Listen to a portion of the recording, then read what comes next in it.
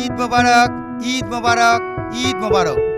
সুপ্রিয় দর্শক মণ্ডলী, পবিত্র ঈদ উল ফিতর উপলক্ষে কবি নজরুল সাংস্কৃতিক একাডেমির ছোট্ট সোনামণিদের এবারের পরিবেশনা ওমন রমজানের রোজা শেষে এলো খুশির ঈদ। এবার আমরা গানটি উপভোগ করব।